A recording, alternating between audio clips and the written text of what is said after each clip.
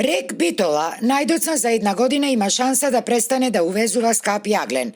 15 години испитуваната жица за нов ископ на јаглен во близина на селото Живојно и на двата веќе постоечки рудници може да стане единственото решение за комплетно покривање на потребите од овој енергенс на комбинатот од сопствено производство, а кој сега учествува дури со 50% во производната цена на струјата.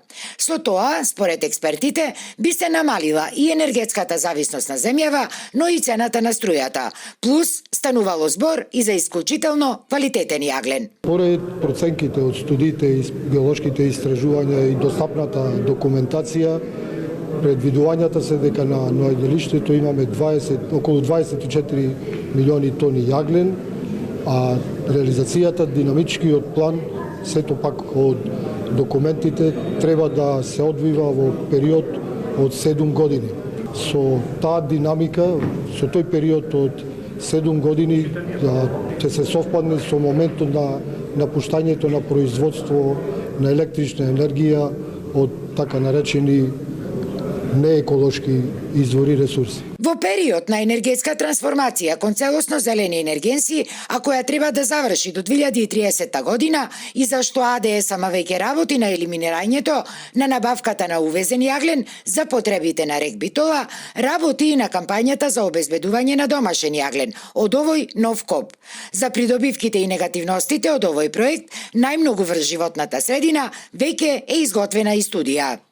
Студијата е изработена на исклучително високо ниво, таа е сеопфатна, исто во Министерството, односно во надлежниот орган во Управата за заштита на животна средина, ги има добиено насоките, изработена е согласно нивните и важечките прописи во нашата држава, така да има сите елементи, сите области, сите аспекти од влијанието на животната средина. Сепак, во студијата изработена од Технолаб од Скопје се укажува и на негативностите. Станувало збор за создавање на сосема нов објект со површинско ископување, пренесување и одлагање, а тоа можело негативно да влијае врз биодиверзитетот на животинскиот и растителниот свет во тој регион, како и врз слободното движење на местното население. Од АДС-ама пак велат дека отворањето на копот ќе значи економски исплатливо домашно производство, што е и национален интерес. Од овие причини, неодамна во Битола Министерството за животна средина одржа и јавна расправа, по чија евалуација ќе треба да се финализираат и понатамошните чекори за реализацијата на овој проект.